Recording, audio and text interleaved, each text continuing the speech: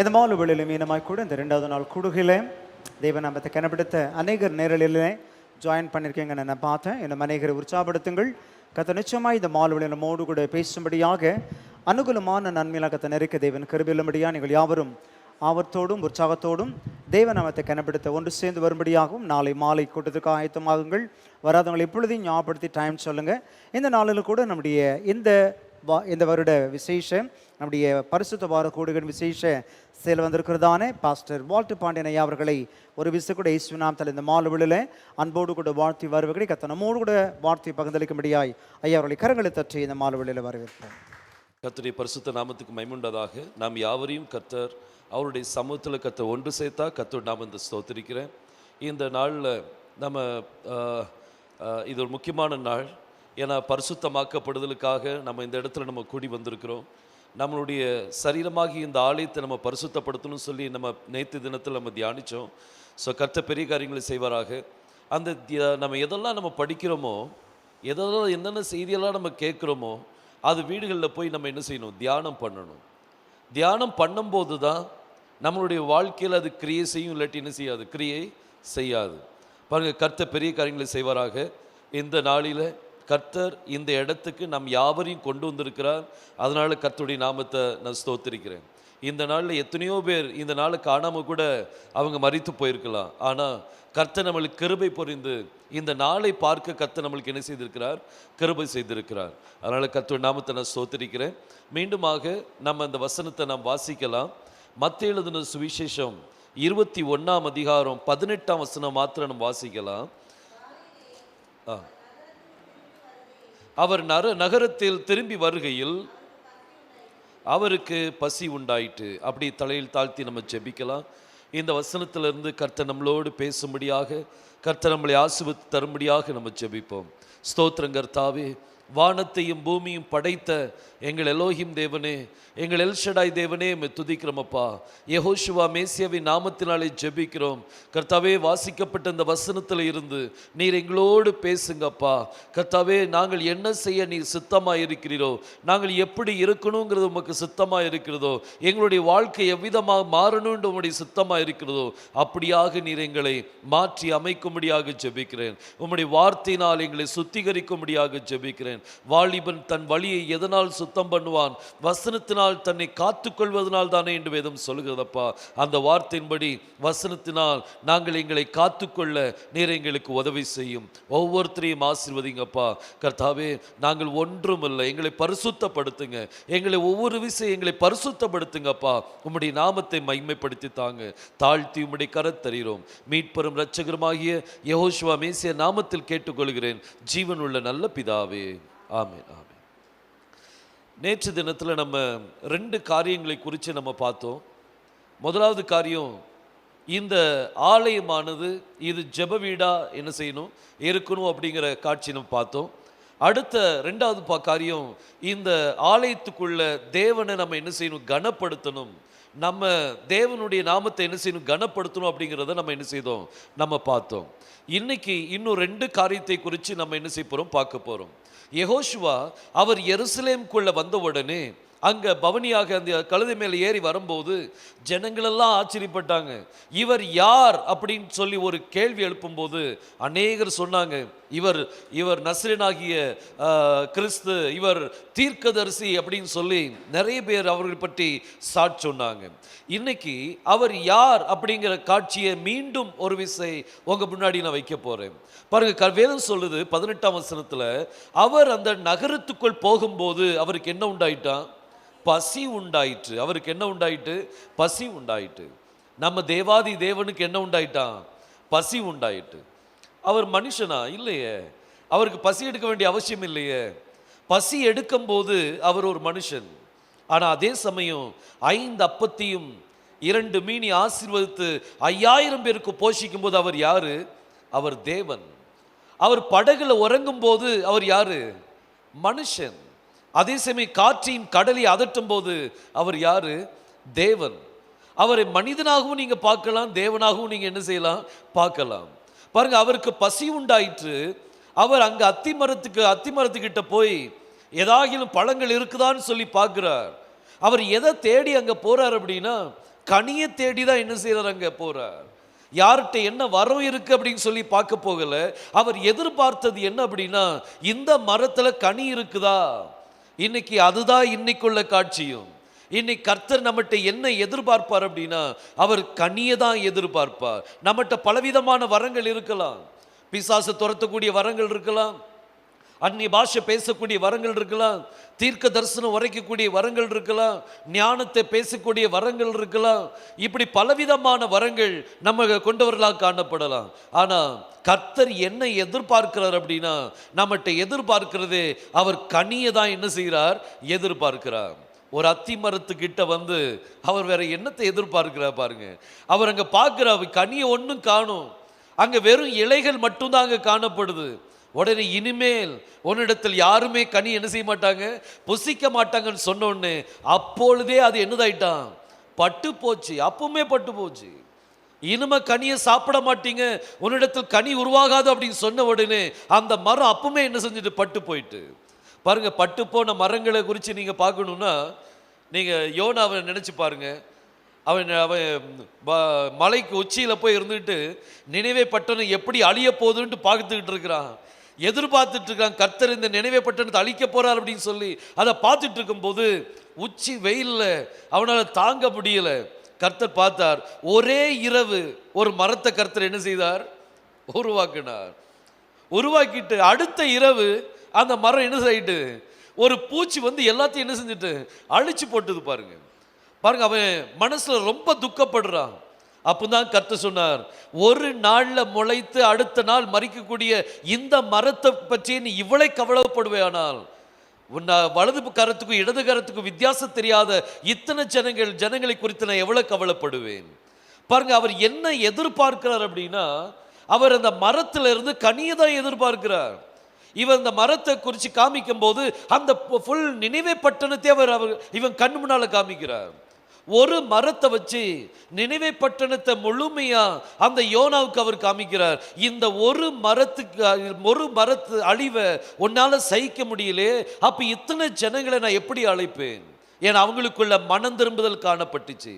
மனம் திரும்புதல் இருந்ததுனால அந்த மரங்களை, அதாவது அந்த நினைவே பட்டணத்தை அவர் அழிக்க முடியல. பாருங்க, அன்னைக்கு யோவான் சாணன்ட்டு எத்தனையோ பேர் ஞானசம் எடுக்க வந்தாங்க.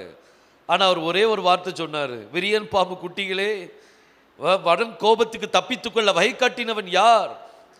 மனம் திரும்புதல் கேட்ட கனிகளை என்ன செய்யுங்க, கொண்டு வாருங்கள் அப்படின்னு சொல்லி சொன்னான். கர்த்தர் என்ன எதிர்பார்க்கிற, ஒரு மரத்திலிருந்து என்ன எதிர்பார்ப்பார், கனியை தான் எதிர்பார்ப்பார். இன்னைக்கு நம்ம எல்லாருமே ஒவ்வொரு மரங்கள், நம்ம எல்லாரும் மரங்கள் அப்படின்னா இந்த மரத்துல இருந்து அவர் கனி தான் எதிர்பார்ப்பார், வேற எதையும் அவர் எதிர்பார்க்கிறது இல்லை. இன்னைக்கு நம்மகிட்ட எப்படிப்பட்ட கனி இருக்குன்னு சிந்திச்சு பாருங்க. கனின்னு சொல்லியாச்சுன்னா எத்தனை கனி இருக்கு? 9 கனிகள் என்ன செய்யுது இருக்குது பாருங்க. வாசிக்கிற அந்த கனியை கலாத்தியர் 5ஆம் அதிகாரம் 22ஆம் வசனத்தை வாசிப்போம். ஆவியின் கனியோ அன்பு, சந்தோஷம்,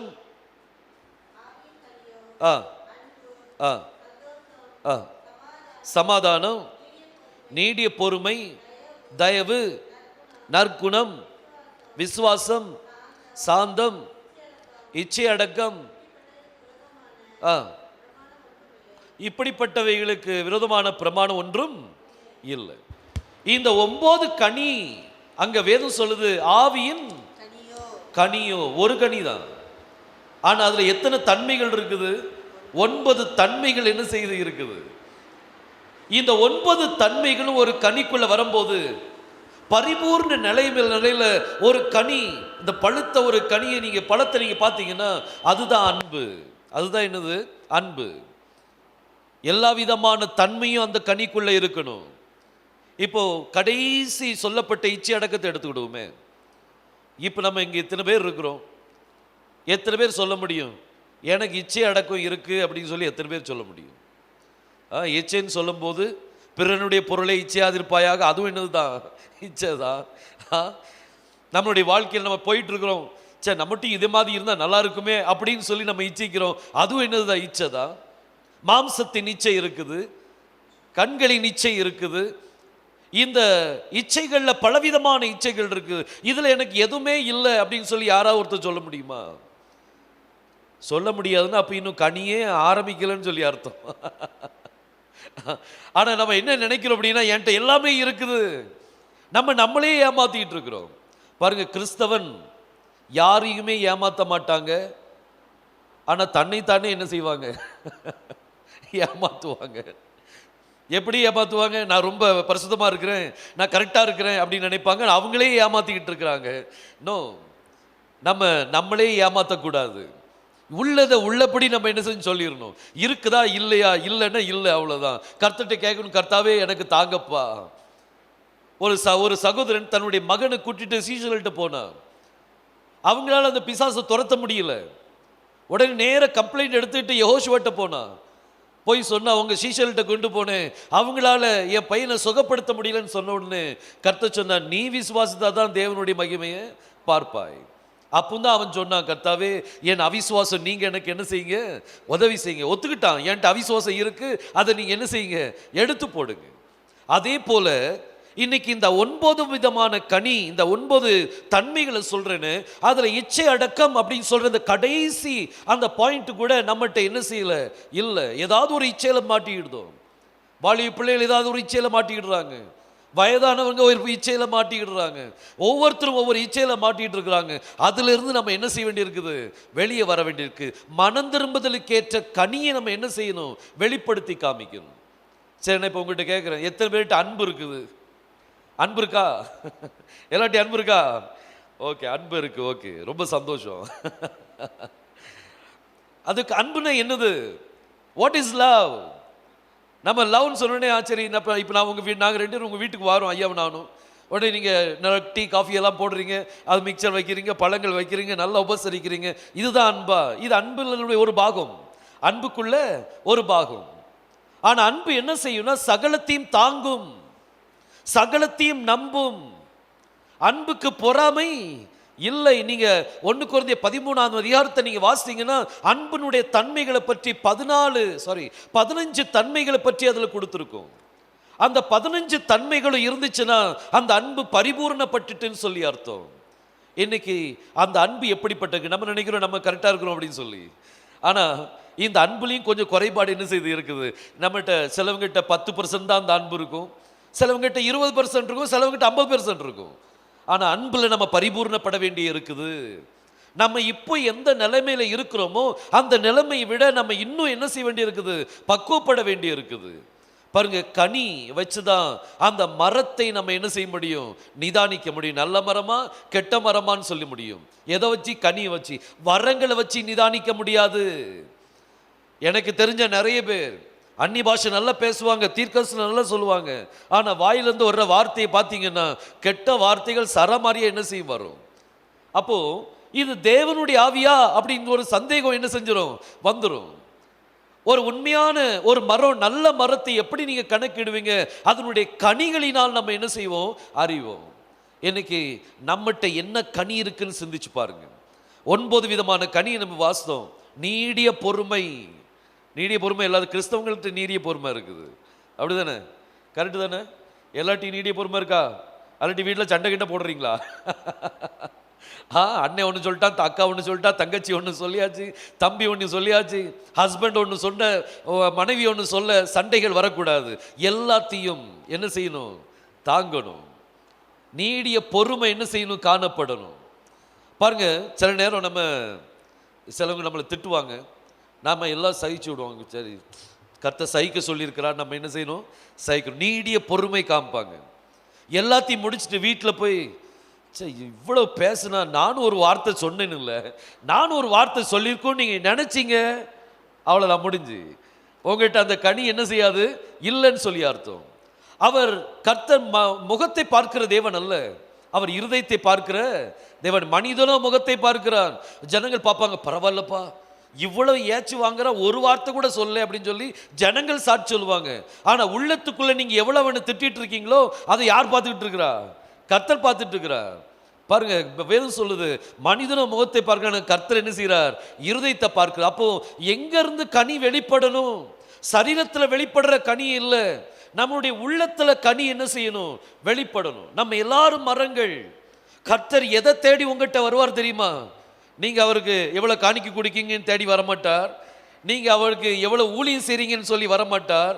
அவர் எதற்கு வருவார் அப்படின்னா, உங்ககிட்ட இருந்து கனியை பார்க்க தான் வருவார். உங்ககிட்ட எவ்வளவு கனி இருக்குது? அவர் பசியோடு இருக்கார்ப்பா. அவர் கர்த்தர் எப்படி இருக்கார்? இப்போ பசியோடு இருக்கிறார். இந்த ஊழியத்தின் கடைசி கட்டம் வரும்போது அவர் தன்னுடைய பசியை குறித்து இங்க பேசுறாரு பாருங்க. அவர் அத்திமரத்துக்கு கீழே போய் பார்க்கிறாரு, கனியை காணும். உடனே இனிமேல் உன்கிட்ட யாருமே கனியை சாப்பிட மாட்டாங்க. ஊழியத்தின் கடைசி கட்டம், அதாவது இந்த பிரஜாதி இந்த மணவாட்டி சபை, இந்த சபையினுடைய கடைசி காலத்துல நம்ம இருக்கிறோம். இந்த கடைசி காலத்துல கர்த்தர் மரத்திட்ட என்ன எதிர்பார்ப்பார் அப்படின்னா, கனியை தான் என்ன செய்வார்? எதிர்பார்ப்பார். இன்னைக்கு சிந்திச்சு பாருங்க, இன்னைக்கு நம்மளுடைய வாழ்க்கையில கனி இருக்கா இல்லையா? நிறைய ஜனங்கள் ரொம்ப சந்தோஷமா இருப்பாங்க, எப்போ பார்த்தாலும் ரொம்ப சிரிச்சுக்கிட்டே இருப்பாங்க. ஜனங்கள் சொல்லுவாங்க, என்ன நடந்தாலும் ரொம்ப நல்லா சிரிச்சுக்கிட்டு இருக்காங்க. ஆனா உள்ளத்துல கவலையை தூக்கிக்கிட்டே இருப்பாங்க. கவலைகள் நிறைஞ்சிருக்கும் உள்ளத்துல. இங்க உள்ளத்துல கவலைகள் இருந்துச்சுன்னா அது கனி கிடையாது. வெளி தோற்றத்துல நம்ம சிரிக்கிறோம், அது ஒரு நடிப்பு. உள்ளத்துல நீங்க சிரிச்சுக்கிட்டு இருந்தீங்கன்னா, உள்ளத்துல நீங்க சந்தோஷமா இருந்தீங்கன்னா, அதுதான் உண்மையான கனி. அதுதான் என்னது? உண்மையான கனி. இச்சை அடக்கம், அந்த இச்சை அடக்கம் உங்க உள்ளத்துல இருக்கணும். மாம்சத்துல நான் இச்சை அடக்கிட்டேன், மாம்சத்துல நான் எல்லாத்தையும் இச்சை அடக்கிட்டே அப்படின்னு நம்ம நினைப்போம். ஆனா நம்மளுடைய உள்ளம் ஏதாவது ஒரு காரியத்தை இச்சித்துக்கிட்டு இருந்துச்சு அப்படின்னா, அப்ப இன்னும் நம்ம கனி என்ன செய்யல? வெளிப்படலை. கனி வேணும் அப்படின்னா நமக்கு என்ன தேவை? ஆவியின் அபிஷேகம் நம்மளுக்கு தேவை. பரிசுத்த ஆவியானவருடைய அபிஷேகம் இருக்குமானால் ஆவியின் கனி அப்பதான் என்ன செய்யும்? வெளிப்படும். இந்த கனி அப்படிங்கிற வார்த்தைக்கு இன்னைக்கு ஒரு எபிரேய வார்த்தை நான் உங்களுக்கு சொல்லிக் கொடுக்க விரும்புகிறேன். கனி அப்படிங்கிறதுக்கு எபிரேய மொழியில் பெரி அப்படின்னு சொல்லுவாங்க. என்ன சொல்லுவாங்க? பெரி, PERI, பெரி. பெரி அப்படின்னா கனி, பழம். பழத்துக்கு ஹீப்ருல என்ன சொல்லுவாங்க? பெரி. இப்போ அதுக்கு நீங்கள் என்ன பழமோ அந்த பழத்தின் பெயரை சொல்லி பெரின்னு சொல்லிடலாம். ஸோ இனிமே ஏதாவது பழம் வாங்க போறீங்கன்னா வீட்டில் என்ன சொல்லணும்? பெரி வாங்க போறேன்னு சொல்லுங்க. நம்ம இங்கிலீஷ் வார்த்தைகள்லாம் இடையில மிக்ஸ் பண்ணி பேசுறோம்ல, அதே மாதிரி எபிரேய வார்த்தையை கொஞ்சம் என்ன செய்யுங்க? மிக்ஸ் பண்ணி பேசுங்க. இந்த பெரி அப்படிங்கிற இந்த வார்த்தையில அந்த எபிரேய மொழியில ஒரு அருமையான காரியம் அடங்கி இருக்கு. பார்த்துடுங்க. பெரினா என்னது? பழம், கனி. இந்த கனி நம்மளுடைய வாழ்க்கையில வெளிப்படணும் அப்படின்னா என்ன செய்யணும், என்ன நடக்கணும் அப்படின்னு பார்க்குறீங்க வேணும்னா அந்த பெரிய நீங்க உடைச்சி பார்க்கணும். பே அடுத்தது ரீ, 2 எழுத்து. பே அடுத்தது என்னது? ரீ. பே அப்படின்னா எபிரேய மொழியில வாயின்னு சொல்லி அர்த்தம். பேனா என்னது? வாய். ரீ, பெரி, ரீ அப்படின்னா ஈரப்பதம் அப்படின்னு சொல்லி அர்த்தம். ரீனா என்னது? ஈரப்பதம். ஸோ ஒரு மனிதன் மேல ஈரப்பதம் இருந்தால் அவங்ககிட்ட என்ன வெளிப்படும்? கனி வெளிப்படும். ஈரப்பதம் என்னது? பரிசுத்தாவின் ஒரு குறிக்குது. பரிசுத்தாவின் அபிஷேகம் ஒரு மனுஷனுக்குள்ள இருந்தால் அவங்க வாழ்க்கையில் என்ன வெளிப்படும்? பழம், கனி என்ன செய்யும்? வெளிப்படும். சரி, இப்போ நம்ம சகோதரன் அங்கே உட்காந்து, இந்த கீபோர்டு சகோதரன் நீங்க காணும், அந்த உட்காந்துருக்காங்க. இப்போ இவங்ககிட்ட என்னென்ன கனி இருக்குன்ட்டு எனக்கு பார்த்த உடனே சொல்ல முடியுமா? சொல்ல முடியுமா? சொல்ல முடியாது. சரி பிரதர் கொஞ்சம் நடங்க அப்படின்னு சொல்லி கேட் வாக் மாதிரி பண்ண சொல்லிட்டு அவங்ககிட்ட அன்பு இருக்கா, சமாதானம் இருக்குதா, நீடிய பொறுமை இருக்கான்னு சொல்லி நம்ம கண்டுபிடிக்க முடியுமா? நடைய வச்சு கண்டுபிடிக்க முடியுமா? எப்படி கண்டுபிடிப்பீங்க? அவங்க பேச்சை வச்சு கண்டுபிடிப்பீங்க, அவங்க செயலை வச்சு என்ன செய்வீங்க? கண்டுபிடிப்பீங்க. நம்ம வாயின் வார்த்தையில தான் நம்ம கனியை என்ன செய்ய முடியும்? வெளிப்படுத்தி காமிக்க முடியும். என்ன எப்படி இருக்கீங்க சிஸ்டர், நல்லா இருக்கீங்களா அப்படின்னு கேட்கறது எப்படி இருக்குது? என்ன சிஸ்டர் எப்படி இருக்கீங்க அப்படின்னு சொல்லி கொஞ்சம் வித்தியாசமான டோன்ல கேட்டோம்னா அது எப்படி இருக்கும்? கனி அதிலே தெரிஞ்சு போயிடும். கனி அதில் என்ன செஞ்சிடும்? தெரிஞ்சிடும். நம்ம பேச்சில் தான் கனி வெளிப்படுது, நம்ம செயல்ல கனி வெளிப்படும். நீங்க என்ன எப்படி இருக்கீங்கிறது உங்க வாயின் வார்த்தையில் என்ன செஞ்சிடும்? வெளிப்பட்டுரும். ஒரு கனி வெளிப்படணும் அப்படின்னா ஆவியின் அபிஷேகம் நம்மளுக்கு என்ன செய்யணும்? வேணும். பாருங்க, சிந்திச்சு பாருங்க. பெரி அப்படின்னா பழம். இந்த பழம் ஒரு மெடிக்கல் ட்ரீட்மெண்ட்டும் இருக்கு. பார்த்துடுங்க இந்த பழம் அப்படிங்கிற வார்த்தையில. இந்த பழத்தை சாப்பிட்டீங்கன்னா, பழங்களை சாப்பிட்டீங்கன்னா பெரி, பழத்தை சாப்பிட்டீங்கன்னா பேன என்னது? வாய். ரீன என்னது? ஈரம். வாயில என்ன ஈரம்? அது என்ன சொல்லுவாங்க? சலைவா என்ன செய்யும்? சுரக்கும். பழங்கள் சாப்பிட்டா சலைவா என்ன செய்யும்? சுரக்கும். பழங்கள் சாப்பிட்டா என்ன சுரக்கும்? சலைவா சுரக்கும். That is good for health. அது டைஜஷனுக்கு நல்ல ஒரு காரியம். பாருங்க, இப்படி மெடிக்கலி நீங்க அதை என்ன செய்யலாம், நீங்க பார்க்கலாம். அதே சமயம் நாம் ஆவிக்குரிய பார்க்கும்போது ஆவியின் அபிஷேகம் ஒரு மனுஷன் மேல வரும்போது, பரிசுத்தாவியினுடைய அபிஷேகம் ஒரு மனுஷன் மேல வரும்போது அவங்ககிட்ட கனிகள் என்ன செய்யும்? வெளிப்படும். இன்னைக்கு சிந்திச்சு பாருங்க, இன்னைக்கு 9 கனி இருக்குல்ல, இந்த 9 கனிக்கும் நீங்க ஒவ்வொரு மார்க் வச்சுக்கிடுங்க, ஆல்ரெடி 10 மார்க் வச்சுக்கிடுங்க. நீங்களே போடுங்க கணக்கு, உங்கள்கிட்ட அன்பு எத்தனை % இருக்குது உண்மையா போடணும்னு. ஓகே, ட்ரை பண்ணுவோமா? ஒரு போடுங்க, பட்டியல் போடுங்க, வாசிங்க சிஸ்டர், அந்த கனிகளை வாசிங்க, ஒரு கனியா பார்ப்போம். ஆவியின் கனியோ அன்பு. ஓகே, முதல் காரியம் என்னது? அன்பு. ஸோ எத்தனை பேர்கிட்ட அன்பு இருக்குதோ ஒரு 10 பாயிண்ட், 10 மார்க் என்ன செஞ்சுக்கிடுங்க, உண்மையில எழுதணும். சரியா? அதாவது நான் யார் கஷ்டப்பட்டாலும் நான் சகிக்க முடியாது, ஆனால் அவங்களுக்காக என்ன செய்வேன்? ஜெபிப்பேன் அப்படின்னு நினைக்கிறவங்க 10க்கு 10 போட்டுருங்க, ஒன்றும் பிரச்சனை இல்லை. ஓகே, அடுத்தது என்னது? அடுத்தது என்னது? சந்தோஷம். மற்றவனுக்கு ஏதாவது அநியாயம் நடந்துச்சுன்னா ரொம்ப சந்தோஷப்படுவேன் அப்படி நினைச்சவங்களுக்கு 0. அப்படி நினைக்கிறவங்களுக்கு 0. உண்மையிலே எனக்கு எவ்வளோ கஷ்டங்கள் இருக்குது, ஆனால் நான் அதை பற்றி நான் கவலைப்படுறதே இல்லை, நான் உள்ளத்தில் ரொம்ப சந்தோஷமாக இருக்கிறேன்ட்டு நினைக்கிறவங்க அவங்க 10 மார்க் என்ன செஞ்சிடலாம், போட்டு விடலாம். இப்படி ஒவ்வொரு பாயிண்ட்டாக எடுத்து நீங்கள் என்ன செய்யணும், ஒரு மார்க் போடுங்க. நீங்கள் என்ன நிலைமையில் இருக்கீங்கன்னு சொல்லி உங்களுக்கு என்ன செஞ்சிடும், தெரிஞ்சிடும். பாருங்க, யெகோஷுவா அவர் எருசலேமுக்குள்ள பிரவேசிக்கும் போது அவர் முதலாவது ஆலயத்தில் போய் சுத்திகரிக்கிறார். அவர் எல்லா காசுக்காரர்களையும் எல்லா வியாபாரிகளையும் அங்கிருந்து துரத்தி விட்டு, என்னுடைய வீடு ஜெப வீடு எனப்படும், அதை நீங்க கள்ளர் கொகை ஆக்கிட்டீங்கன்னு சொல்லி அதை சுத்திகரித்தார். சாட்டை எடுத்து அடிச்சு எல்லாரையும் துரத்தினார். பாருங்க, அடுத்தாப்புல அவர் காணிக்கை பெட்டி பக்கத்தில் உட்கார்ந்துட்டு அங்க ஒரு விதவை போட்ட அவர் கனம் பண்றார். விதவை போட்ட 2 காசை அவர் கர்த்தர் என்ன செய்றார், பெருசா பேசுறார், இந்த சகோதரி அவர் கர்த்தரை கனப்படுத்தினா அப்படின்னு சொல்லி. காணிக்கை போடுறது என்னது, அது கனப்படுத்துற ஒரு காரியம். எப்படி கனப்படுத்துவது பாருங்க, வாசிங்க நீதிமொழிகள் 3ஆம் அதிகாரம் அதுல 9ஆம் வசனத்தை வாசிங்க. நீதிமொழிகள் 3ஆம் அதிகாரம் 9ஆம் வசனம். உன் பொருளாலும் எல்லா விளைச்சலின் முதல் கனியினாலும் கர்த்தரை என்ன செய்ய, கனம் பண்ணு. அப்ப இந்த விதவ ஸ்திரீ கர்த்தரை என்ன செய்தாலாம், கனம் பண்ணினால். அப்போ நம்மளுடைய வாழ்க்கையில் என்ன செய்யணும், கனம் பண்ணணும். எப்படி? நம்மளுடைய வாழ்க்கையே அர்ப்பணிச்சு என்ன செய்யுங்க, கனம் பண்ணுங்க. இந்த கடைசி நாட்கள்ல நம்மளை அர்ப்பணம் பண்ணாம எதுவே முடியாது. பாருங்க, 2 காரியம் நேற்று தினத்தில் பார்த்தோம். 1, நம்ம வீடு ஜெப வீடாக மாறணும். 2வது, கர்த்தரை கனம் பண்ணுகிற ஒரு வீடாக என்ன செய்யணும், மாறணும். இன்னைக்கு நம்ம பார்க்கும்போது நம்மகிட்ட கர்த்தர் என்னத்தை எதிர்பார்க்கிறாராம், கனியை என்ன செய்யறார், எதிர்பார்க்கிறார். இல்லாட்டி என்ன நடக்கும், சபிச்சு விட்டார். பாருங்க, அத்தி மரத்தை என்ன செஞ்சுட்டார், இனிமேல் வாண்ட பழமே உருவாகுதுன்னு சொன்னே அப்பவுமே பட்டு போச்சு. ஆனா நம்ம யாரா மாறணும் அப்படின்னா, கனி கொடுக்கிற மரமாக மாறணும். எப்படி மாறுவீங்க, ஹவு டு பிகம்? கனி வேணும் சொல்றீங்க, எப்படிதான் மாறுறது, எப்படிதான் கனியை கொண்டு வர்றது, ஒரு கேள்வி இருக்குமா இல்லையா? இவ்வளவு இந்த அன்பின் கனி வேணும் சொல்றீங்க, சமாதானத்தின் கனி வேணும் சொல்றீங்க, சந்தோஷின் கனி வேணும் சொல்றீங்க, இதை எப்படி கொண்டு வர்றது, என்ன செய்யணும், நான் என் உள்ளத்திலிருந்து கொண்டு இந்த கனிகள் வெளிப்படணும்னா நான் என்ன செய்யணும் அப்படின்னு சொல்லி ஒரு கேள்வி நீங்க எழுப்புனீங்கன்னா அதுக்கு பதில் ஒன்று இருக்குது. பாருங்க, வாசிங்க சங்கீதம் 1ஆம் சங்கீதம் 2ஆம் வசனத்தை வாசிப்போம். கர்த்தருடைய வேதம். இப்ப முதல் வாசிக்கலாம், போதும். பாருங்க, கர்த்தருடைய வேதம். கர்த்தருடைய வேதம்னா என்னது, எது, கொஞ்சம் சத்தமா சொல்லுங்களேன். கர்த்தருடைய வேதனை என்னது? இந்த எல்லாத்துக்கும் தெரியும், பதில் தெரியும், கேள்வி கேட்டாச்சுன்னா வராது, ஆன்சர் வர்றது கஷ்டமா இருக்கும். எங்க நம்ம தப்பா சொல்லிட்டோமோனா எல்லாம் கரெக்டாக தான் இருக்கும், ஒன்றும் பிரச்சனை இல்லை. ஸோ வேதம்னா என்னது, பைபிள் தான் என்னது, வேதம், ரைட்? அதுதான் வேதம். ஆனா தாவீது சொல்லும்போது நியூ டெஸ்ட்மெண்ட்ல அப்பவும் கிடையாது.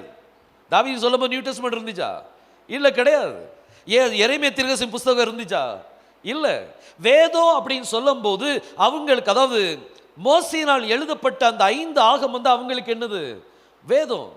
மோசேயினால் எழுதப்பட்ட 5 ஆகமும், ஆதியாகமும், யாத்திராகமும், லேவியராகமும், எண்ணாகமும், உபாகமும், இந்த 5 ஆகமத்தை தான் அவங்க வேதம் அப்படின்னு சொல்லுவாங்க. அது எபிரேய மொழியில தோரா அப்படின்னு சொல்லுவாங்க. இந்த கர்த்தருடைய வேதத்தின் மேல் பிரியமாயிருந்து அது என்ன செய்யணுமா? இரவு பகலும் தியானிக்கிற மனுஷன் பாக்கியவான். இன்னைக்கு நம்ம இந்த தோராவை நீங்க தியானிக்கும் போது, கர்த்தருடைய வேதத்தை நீங்க வாசித்து நீங்க தியானிக்கும் போது, நீங்க யாரா மாறிடுவீங்க? பாக்கியவானா மாறுவீங்க. தமிழ்ல பாக்கியவான் சொல்லுவது இருக்கு. பாக்கியவான் என்ன? ஆசீர்வதிக்கப்பட்டவன். எபிரேய மொழியில ஆஷேர் அப்படின்னு சொல்லி கொடுக்கப்பட்டிருக்குது. ஆஷேர் அப்படின்னா ஹாப்பியஸ்ட் மேன், சந்தோஷமான மனுஷன். அந்த சந்தோஷம் அப்படிங்கிற அந்த கனி வெளிப்படணும்னா எதை நீங்க தியானிக்க வேண்டி இருக்குது? கர்த்தருடைய வேதத்தை, வேதத்தில் பிரியமாயிருந்து, சும்மா ஏனோதானோ இல்லை, அதை பிரியமாயிருந்து இரவும் பகலும் தியானிக்கிற மனுஷன் பாக்கியவான். அவங்க தான் பாக்கியவான். அவங்க தான் he is the happy man. Happy is he. அந்த மனுஷன் ரொம்ப ஹாப்பியா இருப்பாங்க. அடுத்தாப்புல 3ஆம் வசனத்தில் என்ன கொடுத்திருக்குது? அவன் எவன், யார் அந்த வேதத்தை இரவும் பகலும் வாசிக்கிறாங்களோ, கர்த்தருடைய தோராவை இரவும் பகலும் வாசிக்கிறாங்களோ, அந்த மனுஷன் என்ன எப்படி இருப்பானா? நீர்கால்களில் ஓரமாய் நடப்பட்டு தன் காலத்தில் தன் கனியை தந்து இலை உதிராதிருக்கிற மரத்தை போல இருப்பான். எந்த மரத்தை போல இருப்பான்? இலை உதிராத மரத்தை போல இருப்பான். இலை உதிரல அப்படின்னா அந்த மரத்துக்கு மரணம் இல்லை அப்படின்னு சொல்லி அர்த்தம். ஏதாவது ஒரு மரம் சொல்லுங்களேன், இந்த மரத்துல வந்து இலையே உதிராத அப்படி ஏதாவது மரம் இருக்குதா? எல்லா மரத்துக்கும் என்ன செய்யும்? இலை என்ன செய்யும்? உதிரும். ஏன்னா அதுக்குள்ள மரணம் இருக்குது. அப்ப இலை உதிராது இருக்கிற மரம்னா அது என்ன மரம்? அதுல மரணம் கிடையாது, அதாவது ஜீவ மரம். ஒரு மனிதன் இரவு பகலும் கர்த்தருடைய வேதத்தை தியானிக்கும் போது அவங்க அந்த ஜீவ மரத்தை போல இருப்பாங்க. நீர்கால்களில் ஓரமாய் நடப்பட்டு தன் காலத்தில் தன் கனியை கொடுத்து இலை உதிராதிருக்கிற மரத்தை போல இருப்பான். அவன் செய்வதெல்லாம் வாய்க்கும். ஒரு கனி உங்ககிட்ட வேணும்னா நீங்களா பிரயாசப்பட வேண்டாம். பிரதர் சொல்லிட்டாங்க அன்பின் கனி நம்ம எப்படி கொண்டு வரலாம், ட்ரை பண்ணலாம். ஒரு ட்ரையும் வேண்டாம். நீங்க கர்த்தருடைய வேதத்தை இரவு பகலும் தியானிக்க ஆரம்பிங்க, நிச்சயமா அந்த கனிகள் உங்ககிட்ட இருந்து வெளிப்பட ஆரம்பிக்கும். நீங்க அந்த ஜீவ விருட்சத்தை போல மாறிடுவீங்க. ஜீவ விருட்சம் யாரு? இயேசு கிறிஸ்து தான். யாரு? ஜீவ விருட்சம். அந்த ஜீவ விருட்சத்தை போல, அவரை போல நீங்க என்ன செய்வீங்க? மாறிடுவீங்க. அப்போ அவரை போல மாறினா எல்லா கனியும் உங்ககிட்ட வந்துட்டுன்னு சொல்லி அர்த்தம். அவர்கிட்ட இருக்கிற கனி நம்மகிட்ட என்ன செய்யணும்? வெளிப்படணும். பாருங்க, பைபிள் சொல்லுது, வாசிங்க. வெளிப்படுத்தின விசேஷம் 22ஆம் அதிகாரம். வெளிப்படுத்தின விசேஷம் 22ஆம் அதிகாரம், அதுல 2ஆம் வசனத்தை வாசிங்க. நதியின் இரு கரையில், நல்ல கவனிங்க இத, நதி, ஒரு நதி ஓடுது. அந்த நதியின் இரு கரையிலும் 12 விதமான கனிகளை தரும் ஜீவ விருட்சம் இருந்தது. ஜீவ விருட்சம் எத்தனை? ஒண்ணுதான் ஜீவ விருட்சம். அது யாரு? கர்த்தர் மட்டும்தான். ஆனா இங்க நதியின் இரு கரையில ஜீவ விருட்சம் இருக்கு. அப்ப எத்தனை ஜீவ விருட்சம் ஆயிட்டு? 2 ஜீவ விருட்சம் காணப்படுது. ஒன்னு அவர்னா இன்னொருத்தர் யாரு? நம்ம தான். நம்ம அவரை போல மாறுவோம்ல. யாரு வேதத்தை இரவு பகலும் தியானிக்கிறாங்களோ அவங்க அவரை போல மாறுவாங்க, அந்த ஜீவ விருட்சத்தை போல மாறுவாங்க. 12 விதமான கனியை கொடுக்கக்கூடிய ஒரு மரத்தை போல மாறுவோமா? அதனுடைய இலைகளில் என்ன இருக்குது? ஆரோக்கியம் இருக்குது. இலைகள் என்ன இருக்கா? ஆரோக்கியம் இருக்குது. இலைகளெல்லாம் மருந்தாகணும்னு சொல்லி பாடுறோம்ல, நம்ம அந்த இலைகள்ல ஆரோக்கியம் இருக்கும். There is healing in the leaves. அதனால தான் இன்னைக்கு அது என்ன சொல்லுவாங்க, சித்தா டாக்டரா, ஆயுர்வேதிக் டாக்டர்ஸ் இலைகளை வச்சு தான் என்ன செய்வாங்க? மருந்தெடுப்பாங்க. இலைகள்ல என்ன இருக்குது? குணமாக்கும் வல்லமையை கர்த்தர் என்ன செய்திருக்கிறார்? வைத்திருக்கிறார். பாருங்க, இன்னைக்கு நம்ம ஒரு மரம். இந்த கடைசி நாட்கள்ல யெகோஷுவா நம்மளை தேடி வர்றார், அத்தி மரத்தை தேடி. ஏன்னா இன்னைக்கு இப்ப பசியா இருக்கிறபடி. என்ன பசி? நம்மகிட்ட இருக்கிற கனியை உட்கொள்றதுக்காக அவர் நம்மளை நோக்கி வரும்போது, இது வெறும் இலைகளுள்ள மரமாய் இருக்கக்கூடாது, கனியுள்ள மரமாய் இருக்கணும். சிந்திச்சு பாருங்க, இன்னைக்கு கர்த்தர் உங்க பக்கத்தில் அப்படி நடந்து வந்தால் உங்க மரத்துல என்ன கனியை அவர் பறிச்சு சாப்பிடுவார்? என்ன கனியை அவர் உங்ககிட்ட இருந்து பார்க்க முடியும்? பாருங்க, அதுல கனி, அதாவது பழங்கள் உருவாகிறதுக்கு முன்னாடி ஒரு பட்டிங் வரும்ல, ஒரு பட்டிங் வரும். அந்த பட்டிங் கூட அதுல இல்லை. அந்த அத்தி மரத்துல இலைகள் மட்டும்தான் இருந்துச்சு. அதனால தான் கர்த்தர் சபித்தார். இன்னைக்கு நம்மகிட்ட அட்லீஸ்ட் பட்டிங்காவது என்ன செய்யட்டும், வரட்டும். பட்டிங் வந்துட்டுன்னா ஆட்டோமேட்டிக்கா பழங்கள் என்ன செஞ்சிடும்? உருவாக ஆரம்பிச்சிடும். இது வர்றதுக்கு நம்ம செய்யக்கூடியது ஒண்ணே ஒன்று, நம்ம வேதத்தை நேசித்து இரவும் பகலும் அதை என்ன செய்யணுமா? தியானிக்கணும். அடுத்தது பரிசுத்தாவின் அபிஷேகத்தை என்ன செய்யணும்? பெறணும். பாருங்க, பரிசுத்தாவி அபிஷேகத்தை நீங்க பெற்றுட்டீங்கிறதுக்கு என்ன அடையாளம்? ஒருத்தர்கிட்ட பரிசுத்தாவி இருக்கா இல்லையாங்கிறது எப்படி கண்டுபிடிப்பீங்க? துள்றதை வச்சு கண்டுபிடிப்பீங்களா? அப்படி நிறைய பேரை நான் பார்த்துருக்கிறேன். சர்ச்சில் துள்ளுவாங்க, வீட்டில் போயும் துள்ளுவாங்க, வீட்டில் மாதிரி வேற மாதிரி துள்ளுவாங்க. புருஷனுக்கும் மனைவிக்கும் பயங்கரமான சண்டை நடக்கும். பரிசுத்தாவி வரங்களை வச்சு தீர்மானம் பண்ண முடியாது. கர்த்தர் சொன்னார், கடைசி நாட்களில் என்னை நோக்கி கர்த்தாவே கர்த்தாவே, நான் உம்முடைய நாமத்தினாலே பிசாசுகளை துரத்தினேனே, உம்முடைய நாமத்தினாலே தீர்க்கதரிசனம் உரைத்தேனே, உம்முடைய நாமத்தினாலே நான் அற்புதங்களை செய்தேனேன்னு சொல்லுவாங்க. கர்த்தர் சொல்வார், நான் உங்களை அறியும். நீங்க யாருப்பா அப்படின்னு சொல்லுவார். நான் உங்களை அறியேன். அக்கிரம செய்யக்கார என்னை விட்டு என்ன செய்யுங்க? அகன்று போங்க. அப்ப அதுக்கு அர்த்தம் என்ன? அவங்ககிட்ட வரம் இருந்துச்சு, ஆனா கனி இல்லை. அவர் எதை எதிர்பார்க்கிறார்னா கனியை தான் எதிர்பார்க்கிறார்.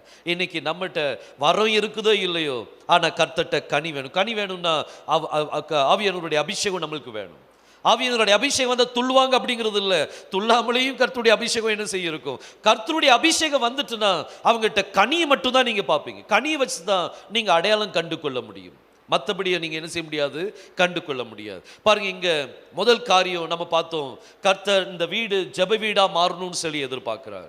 ஆலயத்தில் வந்து பார்க்கிறார், எதிர்பார்ப்போட வர்றார். பார்க்கிறார், அங்க கள்ளர் குகையா இருக்குது. எல்லாத்தையும் விரட்டி போட்டு அவர் சொன்னார், என்னுடைய வீடு ஜெப வீடா இருக்கணும். இரண்டாவது, காணிக்க பெட்டி பக்கத்தில் போய் நின்று பார்த்துக்கிட்டே இருக்கிறார். ஒரே ஒரு விதவ ஸ்திரீ கர்த்தரை கனம் பண்ணினாள், உண்மையாகவே கனம் பண்ணினாள். எத்தனையோ ஐஸ்வர்யவான்கள் வந்து கனம் பண்ணினாங்க, ஆனா அதெல்லாம் கர்த்தருக்கு பெருசா தெரியல. ஆனா ஒரு விதவ ஸ்திரீ போட்ட அந்த கனம், அதை கர்த்தர் என்ன செய்ய உயர்வா பேசினார். அதே போல இன்னைக்கு நம்மளுடைய வாழ்க்கை கர்த்தரை கனப்படுத்துகிற வாழ்க்கையாக என்ன செய்யணும்? மாறணும். மூணாவதாக இங்க நம்ம பார்த்தோம், கர்த்தர் நம்மளை தேடி வர்றாருன்னா என்ன எதிர்பார்க்கிறார்? நம்மகிட்ட கனிகளை என்ன செய்யறார்? எதிர்பார்க்கிறார். இன்னைக்கு சிந்திச்சு பாருங்க, நம்மகிட்ட கனி இருக்குதா இல்லையா? நம்மகிட்ட கனி வேணும். நம்ம கடைசி மணி நேரத்தில் வந்துட்டோம். கர்த்தாவே, இன்னும் 1 வருஷம் இந்த மரம் உயிரோடு இருக்கட்டும் அப்படின்னு சொல்லக்கூடிய நேரத்தில் நம்ம இல்லை. எந்த நேரத்திலையும் கர்த்தருடைய வருகை இருக்கும் அப்படின்னு தான் நம்ம இருக்கிறோம். அப்படிதான் இன்னைக்கு உலகத்தின் சிச்சுவேஷன் ஓடிட்டு இருக்குது. அந்தி கிறிஸ்துவனுடைய ஆட்சி எந்த நேரத்தில் திடீர் முளைச்சி வரும் அப்படிங்கிறது ஒன்றும் தெரியாது. அது ப்ராசஸில் இருக்கிற மாதிரி இருக்குது. அப்போ அந்த நேரத்தில் கர்த்தருடைய வருகை கண்டிப்பாக இருக்கும். நம்ம எவ்வளவு கர்த்தருடைய வருகைக்கு நம்ம ஆயத்தமாறோம்னு பாருங்க. நம்ம மரத்தில் அவர் கனியை எதிர்பார்க்கிறார். பாருங்க, இன்னொரு வசனத்தை வாசிக்கலாம். கர்த்தர் இன்னொரு காரியத்தை செய்கிறார். இந்த அவர் எருசலேமுக்குள்ளே பவனியா வந்த பிறகு கடைசியா ஒரு காரியத்தை அவர் செய்கிறார். பாருங்க, லூக்கா எழுதின சுவிசேஷம் 22ஆம் அதிகாரம் 50ஆம் வசனத்தை வாசிங்க. அந்தபடியே 22ஆம் அதிகாரம் 50ஆம் வசனம். அவர்களில் ஒருவன் பிரதான ஆசாரியனுடைய வேலைக்காரனின் வலது காதை என்ன செஞ்சிட்டான்? வெட்டிட்டான். யூதாஸ் வந்து முத்தத்தினால காட்டி கொடுத்தான். காட்டி கொடுத்த உடனே அங்க ஒரு மனுஷன் சொல்லி கொடுக்க, அது பேதுரு. அது வேற ஒரு இடத்துல மத்தியில் எழுதியிருக்குன்னு நினைக்கிறேன். பேதுரு அவன்கிட்ட இருந்த பட்டயத்தை எடுத்து அவன் ஒரு பிரதான ஆசாரியனுடைய வேலைக்காரனுடைய வலது காதை என்ன செஞ்சிடறான்? வெட்டிடுறான். துண்டா வெட்டியாச்சு. வெறும் காயப்படுத்தல, என்ன செஞ்சிட்டான்? வெட்டிட்டான். துண்டா வெட்டி கீழே கிடக்குது. உடனே கர்த்தர் என்ன சொன்னார், என்ன செய்தார்? 51 வாசிங்க. அப்பொழுது இயேசு அவன் காதை தொட்டு அதை சுஸ்தமாக்கினார். காது ஒட்டிக்கிட்டு. நம்ம தேவன் அவ்வளவு பெரிய டாக்டர். அவர் சர்ஜரிலாம் சும்மா இந்த ஊசி வச்செல்லாம் குத்தி பண்ண வேண்டியதில்லை. அவர் அங்க தொட்டார், அங்க என்னதாயிட்டு, காது என்ன செஞ்சுட்டு ஒட்டிட்டு. பாருங்க, ஒரு அருமையான சர்ஜன் நம்மளுடைய தேவன். அந்த நேரத்தில் பேதுருக்குள்ள ஒரு பெரிய வெறி உண்டாயிட்டு, பகை உண்டாயிட்டு. அவனுக்கு இப்படி காட்டி கொடுத்துட்டானே, என்னுடைய குருவை பிடிக்க வந்துட்டாங்களே அப்படின்னு சொல்லி அந்த வேலைக்காரனுடைய காதை ஒரே வெட்டு. எவ்வளவு பகை இருந்திருக்கும் சிந்திச்சு பாருங்க. சாதாரணமா நம்ம வீட்டின் தலைவர், நம்ம அப்பாவுக்கு ஏதாவது ஒண்ணுன்னா நம்ம குடும்பமே என்ன செய்வாங்க, அவங்களுக்காக தவிப்போம். அவங்கள யாராவது திட்டாங்க, ரொம்ப அவமானப்படுத்திட்டாங்கன்னா முழு குடும்பமும் அங்க என்ன செய்வாங்க, அந்த அந்த பகையை என்ன செய்வாங்க, வச்சுக்கிட்டே இருப்பாங்க. இப்படி பண்ணிட்டாங்களே, நான் என்ன செய்றேன் பாருங்க அப்படின்னு சொல்லி அவங்க மனசுக்குள்ள அந்த வெறுப்பு இருக்கும். அதே போல குருவும் சீஷனும், பேதுரு சீஷன், யெகோஷுவா குருவை பிடிக்க வந்துட்டாங்கன்னு சொன்ன உடனே அவன் நேர காதை வெட்டிட்டான். பாருங்க, கர்த்தர் அங்க ஒரே ஒரு காரியத்தை தான் சொல்றாரு, பேதுரு வாண்ட பகை என்ன செய்யக்கூடாது, இருக்கக்கூடாது. வெறுப்பு என்ன செய்யக்கூடாது, வரக்கூடாது. உன் சத்ருவை நீ என்ன செய், நேசி. யூதாஸ் காரியத் முத்தமிட வரும்போது கர்த்தர் வெளிப்படுத்தி காமிக்கிறார். யூதாஸை பார்த்து சொன்னார், நண்பனே, என்னிடத்தில் உனக்கு ஒன்றுமே இல்லை அப்படின்னு சொல்லி சொன்னார். எப்படி தான் கூப்பிட்டாரு, நண்பன் தான் கூப்பிட்டார். அவனை சீஷன் கூப்பிட்டாரா, ஃப்ரெண்ட் அப்படின்னு தான் கூப்பிடுறாரு. யூதாஸ் காரியத்தை ஃப்ரெண்டுன்னு சொல்லி கூப்பிட்டார். அவருக்கு நல்லா தெரியும், இப்போ அவன் என்னை முத்தத்தினால் காட்டி கொடுக்க போறான், எல்லாரும் என்னை பிடிச்சிட்டு போக போறாங்க, நான் அங்க பிரதான ஆசிரியருக்கு முன்பாக நான் நிப்பாட்டப்படுவேன் அப்படிங்கிறது எல்லாமே அவருக்கு தெரியும். தெரிஞ்சும் அவர் யூதாஸ் காரியத்தை வெறுக்கல. அவரை பார்த்து என்னதான் சொன்னாரு, சிநேகிதனே அப்படின்னு சொல்லி சொன்னார், ஃப்ரெண்ட் அப்படின்னு சொல்லி சொன்னார். பாருங்க, ஆனா பேதுரு என்ன செஞ்சான், அங்க காதை என்ன செஞ்சிட்டான், வெட்டிட்டான். ஒரு வெறுப்பு. இந்த கடைசி நாட்கள்ல நமக்குள்ள வெறுப்பு வரவே கூடாது. தேவனுடைய பிள்ளைகளுக்குள்ள வெறுப்பு என்ன செய்யக்கூடாது, வரக்கூடாது. கர்த்தர் சொன்னார், இது இப்போ செய்யக்கூடிய நேரம் இல்லை, உரையில போடு. காதை கர்த்தர் என்ன செய்தார், சுஸ்தமாக. தன்னுடைய விரோதி, அவரை பிடிக்க வந்த ஒரு மனுஷன், அவனுடைய காதையும் கர்த்தர் என்ன செஞ்சிட்டார், சுஸ்தமாக்குறார். இவ்வளவு பெரிய அற்புதம் நடந்திருக்குது. பிடிக்க வந்தவங்க மனம் திரும்பல. பாருங்க, பிடிக்க வந்தவங்க யாராவது மனம் திரும்பினாங்களா? ஐயோ, இவ்வளவு பெரிய காரியம் செஞ்சுட்டாரு, உண்மையிலே ஒரு கடவுள் தான்ப்பா அப்படின்னு சொல்லி யாராவது விழுந்தாங்களா? இல்லாட்டி பரவாயில்ல விட்டுருவோம் அப்படின்னு சொல்லி விட்டாங்களா? இல்லை இல்லை, மனம் திரும்புதலே இல்லை. சில நேரத்தில் எவ்வளவு அற்புதம் நடந்தாலும் சரி, அங்க மனம் திரும்புதல் நீங்க என்ன செய்ய முடியாது, பார்க்க முடியாது. இந்த வேலைக்காரனுடைய பெயர் மல்கூஸ். இந்த வேலைக்காரனுடைய பெயர் என்னது, மல்கூஸ். இவன் காது வெட்டி ஒட்ட வச்சுட்டாரு, ஆனாலும் அவன் மனம் திரும்பல. பாருங்க, எப்படிப்பட்ட ஒரு மனுஷனா இருந்திருக்கிறான். அந்த நேரம் கடைசி மணி நேரம் வரும்போது அற்புதங்கள் நிறைய நடக்கும், ஆனா மனம் திரும்புதல் இருக்காது. மனம் திரும்புதல் இருக்காது. கடைசி கட்ட வரும்போது அவருடைய வருகை நேரத்தில் அற்புதங்கள் நிறைய நடக்கும், அதிசயம் நடக்கும். அதிசயம் என்னது, அற்புதம் என்னது, சுகமளித்தல் என்னது. நம்மளுடைய வாழ்க்கையில் ஏதாவது பலவீனம் இருக்குன்னா அதை சுகப்படுத்துறார். அதிசயம் சொல்லும் போது நடக்காத ஒரு காரியத்தை கர்த்தர் என்ன செய்வார், நடத்தி காமிப்பார். அதுதான் அதிசயம். அதிசயமான செயல்கள் பல நடக்கும், ஆனா மனம் திரும்புதல் ரொம்ப குறைவா தான் இருக்கும். எப்போ, கடைசி நாட்கள்ல நிறைய அற்புதங்கள் நடக்கும், ஆனா மனம் திரும்புதல் நீங்க பார்க்கவே முடியாது. பாருங்க, இந்த 4வது சம்பவத்தை அவர் செய்யும் போது அவர் சீஷர்களுக்கு என்ன உபதேசிக்கிறார் அப்படின்னா, உங்களுக்கு வெறுப்பு என்ன செய்யக்கூடாது, ஜனங்கள் மேல வரக்கூடும். சத்ருவை நீ என்ன செய்ய, நேசி. சத்ருவை நேசிப்பா. அவங்களை நீங்க என்ன செய்யக்கூடாது, வெறுக்கக்கூடாது. இன்னைக்கு உங்களுக்கு எத்தனை சத்ருக்கள் இருக்கிறாங்க? சத்ருவே கிடையாதா? சத்ருவே இல்லாட்டி ப்ராப்ளம். எல்லாரும் எனக்கு ஃப்ரெண்டுன்னு சொன்னா ப்ராப்ளம் தான். எங்கேயோ ஒரு இடத்துல உங்களுக்கு மிஸ்டேக் இருக்குன்னு சொல்லி அர்த்தம். நம்ம சரியா இருந்தோம்னா சத்துருக்கள் நிறைய வரதான் செய்வாங்க. நீங்க உத்தமமா இருந்தீங்கன்னா சத்துருக்கள் கண்டிப்பா வருவாங்க. ஆனா சத்ருவை நீங்க சத்ருவா பார்க்காதீங்க. நீங்க என்ன செய்யணும்? அவங்கள நேசிக்கணும். அவங்கள நேசிங்க. ஒரு கன்னத்தில் அரைஞ்சா மறு கன்னத்தை என்ன செய்யுங்க? இப்போ சமீபத்தில் ஒருத்தர் சொன்னார் என்கிட்ட, ஒரு கன்னத்தில் அரைஞ்சா மறு கன்னத்தை காமிக்க சொன்னார். அந்த கன்னத்தில் அடிச்சா இன்னொரு கன்னத்தை காமிக்க சொல்லலை. அவரது சொல்றாரு, இன்னொரு கன்னத்தை என்ன செய்யல, காமிக்க சொல்லலை அப்படின்னு சொல்லி சொல்றாரு. அப்படி இல்லை, ஒரு கன்னத்தில் அரைஞ்சா மறு கன்னத்தை காமி, திரும்ப அடிச்சா அந்த கன்னத்தை அடிச்சா அடுத்த கன்னத்தை என்ன செய்ய காமி. அதுதான், ஒரு கன்னத்தை அடைச்சா அடுத்த கன்னத்தை என்ன செய்யணும்? காமிக்கணும். என் தம்பி ஒரு தடவை அப்போ என் பிறகு 6th ஸ்டாண்டர்ட் படிச்சுட்டு இருந்திருப்பான்னு நினைக்கிறேன். நான் வந்து 8th ஸ்டாண்டர்ட் படிச்சுட்டு இருந்தேன்.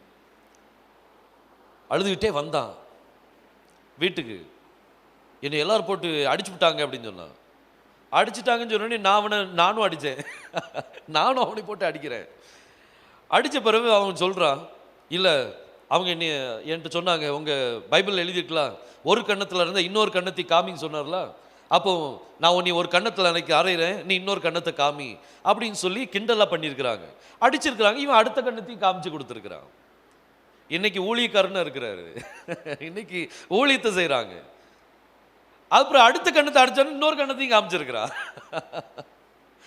பாருங்க, கர்த்தர் அப்படிப்பட்ட சுவாபத்தை கர்த்தர் சிறு பிள்ளையிலே வச்சிருந்தாரு நம்ம மேல.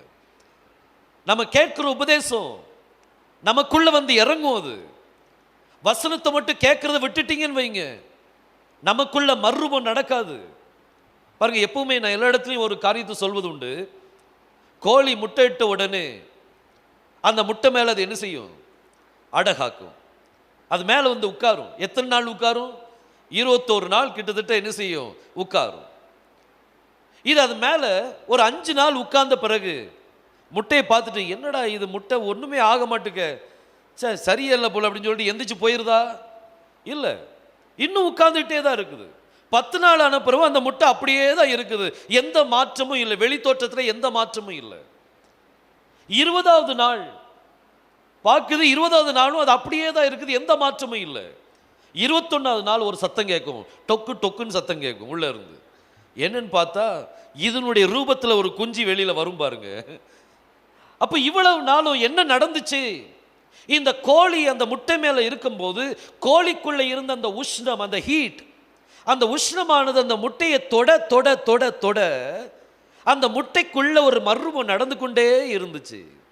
அதே மாதிரி நம்ம வசனத்தை கேட்கும் போது உள்ள என்ன நடக்கு நம்மளுக்கு தெரியாது, வெளி தோற்றத்தில் அப்படியே தான் இருக்கும். ஆனா உள்ளுக்குள்ள ஒரு மர்ரூபம் நடந்துகிட்டே இருக்கும். ஏற்ற நேரம் வரும்போது நம்ம தாய், அதாவது நம்ம தாய் கோழி யாரு? யெகோஷுவா, இயேசு கிறிஸ்து நம்முடைய தாய் கோழி. அவர் சொன்னார்ல, கோழி தன் குஞ்சுகளை அரவணைக்கிறது போல நான் எவ்வளோ நேரம் உங்களை அரவணைக்க முயற்சி பண்ணேன்னு சொல்லி எருசலேமை பார்த்து அவர் அழுதார். அவர் கோழி, நம்மெல்லாம் குஞ்சுகள். இந்த முட்டை மேல அவர் அமர்ந்திருக்க, அந்த வார்த்தையானது வந்து அமர்ந்திருக்குது. அந்த உஷ்ணம் இந்த முட்டைக்குள்ள போக போக போக உள்ள ஒரு மர்ரூபம் நடக்கும் பார்த்துடுங்க. அந்த நேரம் வரும்போது அவரை போலவே நம்ம மர்ரூபமாகி வெளியே வந்துடுவோம். அவர் இருக்கிற வண்ணமாகவே நம்மளும் என்ன செய்வோம்? நம்ம மாறிடுவோம். அவர் எப்படி இருக்கிறாரோ அதே போல மகிமையா கர்த்தர் நம்மளையும் என்ன செய்வார்? மாற்றுவார். இதுதான் மர்ரூபம். மர்ரூபம் உடனே நடக்காது. அந்த ஹீட் வந்து அந்த முட்டை மேல படணும். அந்த குறிப்பிட்ட நாள் அது படலை அப்படின்னா அந்த முட்டை கூமுட்டையா என்ன செஞ்சிடும்? மாறிடும். இன்னைக்கு நம்ம கூமுட்டையா ஆயிடக்கூடாது. நம்ம என்ன முட்டையா இருக்கணும்? முட்டைக்குள்ள என்ன நடக்கணும்? மர்ரூபம் நடக்கணும்னா வசனத்தை கேட்டுக்கிட்டே இருங்க. அது புரியுதோ புரியலையோ, அது எப்படியோ, ஆனா தேவனுடைய வசனம் வரும்போது அந்த வசனத்தை நீங்க கேட்டுக்கிட்டே இருங்க. விசுவாசம் கேள்வினால வரும், கேள்வி தேவனுடைய வசனத்தை கேட்பதனால வரும். நீங்க எவ்வளவு வசனத்தை கேட்குறீங்களோ அவ்வளவு விசுவாசம் வளர ஆரம்பிக்கும். உங்களுக்குள்ள ஒரு மர்ரூபம் என்ன செய்யும்? நடக்கும். பாருங்க, இந்த வெறுப்பு நம்மளை விட்டு அகன்று போகணும் பார்த்துடுங்க. நம்மகிட்ட வெறுப்பு என்ன செய்யக்கூடாது? வரக்கூடாது. பாருங்க, இந்த 4வது சம்பவத்தை இங்க கர்த்தர் அங்க செய்கிறார். அவர் எருசலேமுக்குள்ள பவனியாக உள்ள வரும்போது, உள்ள வந்த உடனே எல்லாரும் கேட்டாங்க, இவர் எப்படி, இவர் யார் அப்படின்னு சொல்லி கேட்டாங்க. நிறைய பேர் இவர் தீர்க்கதரிசி அப்படின்னு சொன்னாங்க. ஆனா அவர் உள்ள வந்த உடனே முதல் வேலை சுத்திகரிப்பு வேலை தான். உள்ள வந்து என்ன செய்யறாரு? சுத்திகரிக்கிறார். தேவாலயத்துக்குள்ள போய் இது ஜெப வீடு அப்படின்னு சொல்றார். காணிக்க பெட்டியில போய் யாரெல்லாம் கர்த்தரை கனப்படுத்துறாங்க அப்படின்னு சொல்லி பார்க்கிறார். மூணாவது, மரத்துக்கிட்ட போய் பழத்தை எதிர்பார்க்கிறார். அவருக்கு தெரியாதா இந்த அத்தி மரத்துல பழம் கிடையாதுன்னு சொல்லி? அவர் தெரியாதா? அவர் எல்லாத்துக்கும் தெரியும், எல்லாமே அவருக்கு தெரியும். நாத்தான் வேலை பார்த்து சொன்னார், நீ அத்தி மரத்துக்கு கீழ் இருக்கும் போதே நான் உன்னை என்ன செய்தேன்? பார்த்தேன். இதை சொன்ன உடனே அவன் ரபி அப்படின்னு சொல்லி காலில் விழுந்துட்டான். என் கர்த்தரே அப்படின்னு சொல்லி விழுந்தான். கர்த்தர் சொன்னார், நீ அத்திமரத்து கீழ் இருக்கேன்னு சொன்ன உடனே நீ விசுவாசித்த இதிலும் மேலான காரியத்தை நீ என்ன செய்வாய்? காண்பாய். வானம் திறக்கப்பட்டிருக்கிறதையும் தேவதூர்கள் மனுஷகுமாரிடத்திலிருந்து ஏறுகிறதையும் இறங்குறதையும் இது முதற்கொண்டு நீ காண்பாயின்னு சொல்லி சொன்னார். பாருங்க, அத்தி மரத்தில் அப்போ பழம் இருக்குதா இல்லையான்னு சொல்லி அவருக்கு தெரியாதா? அவருக்கு தெரியும். ஆனா எதற்காக இந்த காரியத்தை செய்தார்? நம்மளுக்கு ஒரு உதாரணம். அவர் நம்மளை என்ன தேடி வர்றாருன்னா நம்மகிட்ட கனி தேடி வர்றார். இன்னைக்கு நீங்க என்னென்ன கனி கொடுக்க போறீங்கன்னு தெரிஞ்சு பாருங்க. உங்க பேர் உங்ககிட்ட இங்க யாராவது கனின்னு சொல்லி பேர் இருக்கலாம், ஆனா கனி நம்மகிட்ட என்ன செய்ய? யாரும் இல்லையா? சரி, நல்லது. நிறைய பேர் ஆஷீஷ் அப்படின்னு சொல்லி பேர் வச்சிருப்பாங்க, ஆனா வீட்டில் ஆசீர்வாதமே என்ன செய்யாது? இருக்காது. அதிசயம் சொல்லி பேர் வச்சிருக்கோம், வீட்டில் அதிசயமே என்ன செய்யாது? இருக்காது. அவங்க வாழ்க்கையில் இருக்காது அதிசயம். நம்மளுடைய வாழ்க்கையில கனி நிறைஞ்ச ஒரு வாழ்க்கை என்ன செய்யணும்? காணப்படணும். கர்த்தர் நம்மகிட்ட கனியை தேடி வரும்போது கனி இல்லை அப்படின்னா அடுத்தது அங்கே சாபந்தான் இறங்கும். சீஷர்கள் கேட்டாங்க, எவ்வளவு சீக்கிரமா இது பட்டு போச்சு? கர்த்தர் சொன்னார், விசுவாசத்தோடு நீங்க இந்த மலையை பார்த்து பெயர்ந்து சமுத்திரத்தை விழுன்னு சொன்னா அது விழும். விசுவாசத்தோடு நீங்க ஜெபத்தில் எதை கேட்பீர்களோ அதை நீங்கள் என்ன செய்வீங்க? பெற்றுக்கொள்வீர்கள். விசுவாசத்தோடு நீங்க கேளுங்க. விசுவாசம் என்ன? நம்பிக்கை. கர்த்தர்கிட்ட எப்படி கேட்கணுமா? நம்பிக்கையோடு கேட்கணும். தரலாட்டி என்ன செய்ய? ஒருவேளை நம்ம அவங்ககிட்ட கேட்டு பார்ப்போமா? இப்போ உங்களுக்கு ஒரு 1 லட்ச ரூபா தேவை, கர்த்தர்கிட்ட கேட்குறீங்க, கர்த்தாவே எனக்கு 1 லட்ச ரூபா தாங்கப்பா அப்படின்னு சொல்லி நீங்கள் ஜெபிக்கிறீங்க. ஜெபிச்ச பிறகு நம்பிக்கையோடு ஜெபிக்கணும். நம்பிக்கை என்ன? அதுக்கு பிறகு நம்ம இப்போ நான் ஐயாட்ட நம்பிக்கையோடு வச்சிருக்கிறேன், ஐயா வந்து எனக்கு 1 கோடி ரூபா எனக்கு தரப்போறாங்க அப்படின்னு சொல்லி நான் நம்புறேன்னு வைங்களேன். வேற யார்கிட்டயாவது கேட்பேனா? வேற யார்கிட்டையும் கேட்க மாட்டேன். நான் அவங்களை நம்பியிருக்கேன், அவங்க என்னை தருவாங்கன்ற நம்பிக்கை இருக்கு, அவங்க தருவாங்க. நான் வேற யார்கிட்டையும் கேட்க மாட்டேன். அதே போல நீங்க கர்த்தர்ட்ட ஒரு வார்த்தை கேட்ட பிறகு, அவரை நம்பி அவர்கிட்ட வார்த்தை கேட்ட பிறகு நீங்க வேற யார்கிட்டையும் போய் என்ன செய்யக்கூடாது? கையை நீட்டக்கூடாது. கர்த்தர்ட்ட நீங்க கையை நீட்டிட்டீங்கன்னா அவர் உங்களை நிரப்பாம விட மாட்டார். நிரப்பாம என்ன செய்ய மாட்டார்? விட மாட்டார். ஸோ நீங்க விசுவாசத்தோடு ஜெபத்தில் நீங்க எவைகளை கேட்பீர்களோ அதை நீங்கள் என்ன செய்வீங்க? பெற்றுக்கொள்வீர்கள். பாருங்க, வாசித்து நம்ம முடிக்கலாம். மத்தேயு 21ஆம் அதிகாரம் 22ஆம் வசனத்தை நம்ம வாசிப்போம். மேலும் நீங்கள் விசுவாசம் உள்ளவர்களாய் ஜெபத்திலே எதை கேட்பீர்களோ அவைகளை எல்லாம் நீங்க என்ன செய்வீங்களா? பெறுவீர்கள் என்றா. அப்போ நம்ம ஜெபத்துல விசுவாசத்தோடு நீங்க ஜெபத்துல என்னெல்லாம் கேட்குறீங்களோ எல்லாத்தையும் கர்த்தர் உங்களுக்கு என்ன செய்வாராம்? தருவார். ஹல்லேலூயா. எத்தனை பேருக்கு ஆசீர்வாதம் வேணும்? ஆசீர்வாதம் வேண்டான்ட்டு யாருமே சொல்ல மாட்டாங்க. சரி, கை வைத்து கொஞ்சம் காமிச்சிருங்களேன், ஆசீர்வாதம் வேணும் வேண்டாமா? எல்லாத்துக்கும் வேணும். ஆமாம், சரி. அப்போ இன்னைக்கு நீங்கள் என்ன செய்ய போறீங்கன்னா, எதையாவது நீங்கள் ஜெபித்திட்டு இருந்த ஒரு காரியத்துக்காக நீங்கள் என்ன செய்யுங்க? நான் ஜெபிக்கும் போது என் கூட நீங்கள் என்ன செய்யுங்க? ஜெபம் பண்ணுங்க. கர்த்தர் நம்மளுடைய விசுவாசத்தை பார்ப்பாராக. விசுவாசத்தை தேவனுடைய மகிமையை காண்பாய். நம்ம ஜெபத்தில் நீங்க எதை கேட்கிறீங்களோ அதை நீங்க என்ன செய்வீங்க? பெற்றுக்கொள்வீங்க. அதே சமயம் நம்ம பாருங்க, நம்ம அவர்கிட்ட போறோம், எதை கேட்டு போறோம்? ஏதாவது ஒரு ஆசீர்வாதத்தை கேட்டு நம்ம போறோம், கர்த்தாவே ஆசீர்வதிங்கப்பான்னு சொல்லி கேட்கிறோம். அதே மாதிரி அவர் உங்களை தேடி வருவார். அப்போ உங்கள்கிட்ட என்ன இருக்கணும்? கனி இருக்கணும். வேற அவன் ஒன்றும் எதிர்பார்க்கல. அவர் எவ்வளவு ஆசீர்வாதம் வேணுமோ அவர் கொடுக்க ரெடி. ஆனா அவர் உங்ககிட்ட என்ன எதிர்பார்க்கிறார் அப்படின்னா கனியை தான் அவர் என்ன செய்கிறார்? எதிர்பார்க்கிறார். ஸோ நம்ம ஜெபிக்கலாமா? கண்ணில் மூடி நம்ம ஜெபிப்போம். நம்ம 4 காரியங்கள் இதுவரைக்கும் நம்ம பார்த்துருக்கிறோம். நம்மளுடைய இந்த ஆலயம், இந்த சரீரமாகி இந்த ஆலயம் சுத்திகரிக்கப்படுறதுக்கு முதல் காரியம், இது வீடு ஜெப வீடாக எண்ணப்படணும், கள்ளர் கோகையா மாறக்கூடாது. இரண்டாவது, இந்த வீடு தேவனை கனப்படுத்துகிற ஒரு வீடாக இருக்கணும். மூணாவது, இந்த வீட்டில் கனிகள் அவர் எதிர்பார்க்கிறார். 4வது, இந்த வீட்டுக்குள்ள வெறுப்பு என்ன செய்யக்கூடாது, இருக்கக்கூடாது. அதை சத்ருவை நேசின்னு சொல்லி சொன்னாரு, அப்படிப்பட்ட ஒரு நேசம் நம்மகிட்ட இருக்கணும். வெறுப்பை எடுத்துட்டீங்கன்னா மிச்சம் எல்லாம் ஆட்டோமேட்டிக்காக கர்த்தர் ஆசீர்வதிப்பார். நாம் ஜெபிக்கலாம். வேதம் சொல்லுகிறது, விசுவாசத்தோடு ஜெபத்தில் நீங்க எவைகளை கேட்பீர்களோ அவைகளை நீங்க பெற்றுக்கொள்வீர்கள். இந்த நேரத்தில் விசுவாசத்தோடு கர்த்தர்ட்ட கேளுங்க. உங்களுக்கு என்ன தேவையோ அதை கர்த்தர்ட்ட கேளுங்க. இந்த கர்த்தாவே, இந்த ஆசீர்வாதம் எனக்கு தேவைப்பா, என்னை ஆசீர்வாதத்தை தாங்கன்னு சொல்லி கேட்டு பாருங்க. அவர் உங்களை ஆசீர்வாதத்தை தருவார். ஏதாவது வியாதி இருக்குதா, அந்த வியாதியை நினைச்சு, கர்த்தாவே இந்த வியாதியினால் பல வருஷமா நான் கஷ்டப்பட்டு கொண்டு இருக்கிறேன்னு, எனக்கு இந்த வியாதியிலிருந்து எனக்கு விடுதலை தாங்கப்பா கேட்டு பாருங்க. அவர் உங்களுக்கு விடுதலை தருவார். குஷ்டரோகி ஒருவன் கர்த்தரிடத்தில் வந்து, கர்த்தாவே உமக்கு சித்தமானால் என்னை சுத்தமாக்காமல் ஆகும் என்று கேட்டபொழுது உடனே கர்த்தர் அவனை தொட்டு, எனக்கு சித்தம் உண்டு, நீ சுத்தமாக என்று சொன்னார். அவர் எப்பொழுதும் சித்தமுள்ளவர்களாக இருக்கிறார். நம்மளை குணப்படுத்த சித்தமாக இருக்கிறார். நம்மளை ஆசீர்வதிக்க அவர் சித்தமாக இருக்கிறார். நம்ம அவர்கிட்ட கேட்கிற யாவையும் அவர் தரவல்லவர். கேளுங்கள் தரப்படும், என் நாமத்தினாலே எதை கேட்டாலும் அதை நான் செய்வேன் என்று சொல்லியிருக்கிறார். இப்போ நீங்க கர்த்தர்ட்ட கேட்டு பாருங்களேன், அவர் உங்களை நிச்சயமா ஆசீர்வதிப்பார். நாம் ஜெபிக்கலாம். ஸ்தோத்திரம் கர்த்தாவே, வானத்தையும் பூமியும் படைத்த எங்கள் எலோகிம் தேவனே, எங்கள் எல்ஷடாய் தேவனே, துதிக்கிறோம் அப்பா. யெகோஷுவா மேசியா நாமத்தினாலே ஜெபிக்கிறோம் கர்த்தாவே. சபையார் ஒவ்வொருத்தரையும் நீங்க ஆசீர்வதிங்கப்பா. இந்த நேரத்தில் அவங்க எந்த காரியத்துக்காக விண்ணப்பித்து கொண்டு இருக்கிறார்களோ அந்த உள்ளத்தை அறிகிறவர் நீங்கப்பா. மனிதனோ முகத்தை பார்க்கிறான், ஆனா உள்ளத்தை அறிகிறவர் நீர் கர்த்தாவே. அவங்க உள்ளத்தில் அவங்க கேட்கிற ஒவ்வொரு காரியத்தையும் நீர் அவங்களுக்கு கொடுக்கும்படியாக ஜெபிக்கிறேன். அதுபோல நீர் விரும்புகிற ஒரு காரியம், நீர் விரும்புகிற அந்த கனி தேவனே அவர்களுக்குள்ள காணப்பட நீர் உதவி செய்யும்படியாக ஜெபிக்கிறேன். ஒவ்வொருத்தரையும் ஆசீர்வதிங்கப்பா.